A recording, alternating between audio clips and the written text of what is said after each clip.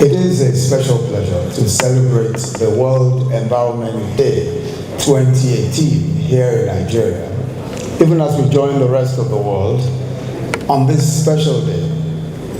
In one of its most inspired moments, the United Nations decided to set aside June 5th annually for reflection on the environmental state of the earth. This place where we live, where our forebears have lived, and where we intend that our descendants will live.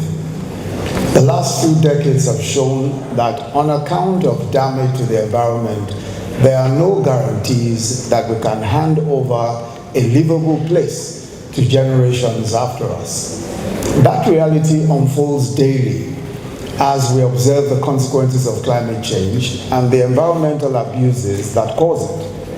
This year, we're invited to reflect on what to do with plastic pollution, an environmental epidemic created daily, relentlessly, by consumption habits that favor the one-off use of plastics, plastic bags, plastic bottles, disposable cups, sweet wrappers, and toys, most of which we're already told will take between 500 to 1,000 years to degrade.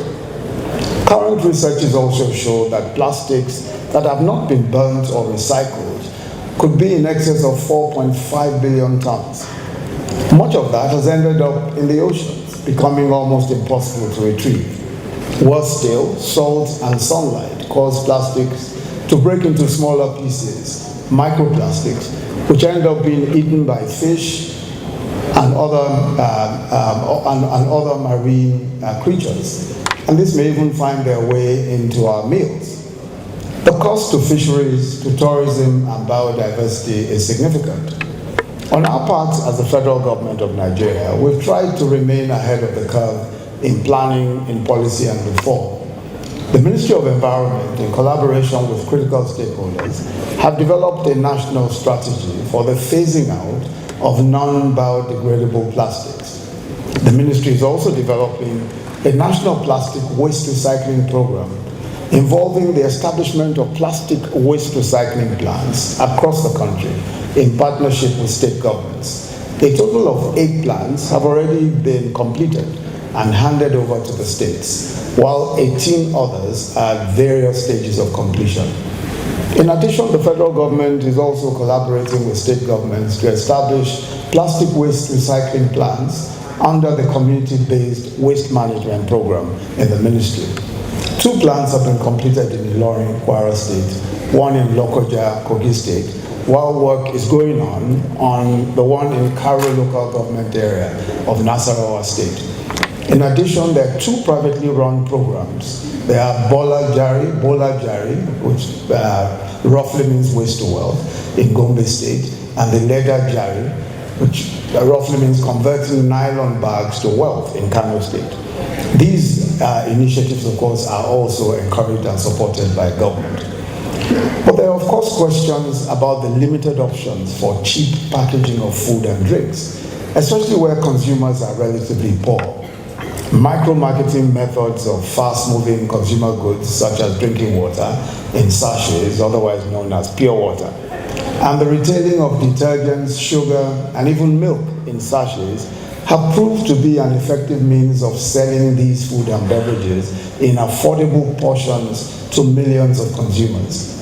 So sale of items in cellophane bags may be easier to deal with. So Rwanda, Kenya, Bangladesh, amongst others, have banned the use of cellophane bags with considerable success.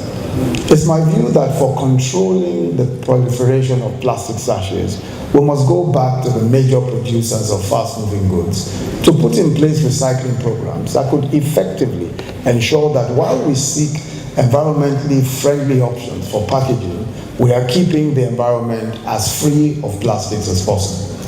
Coca-Cola has committed to collecting and recycling the equivalent of all drink containers it ships every year. And this includes about 110 billion plastic bottles. Consumer goods giants such as Unilever and Procter & Gamble have also begun to use more recycled plastics. We expect that these consumer giants will make and fulfill these same pledges here in Nigeria, and also partner with governments, including the state and local governments, to ensure that we maintain the critical balance between economic growth and a safe and livable environment.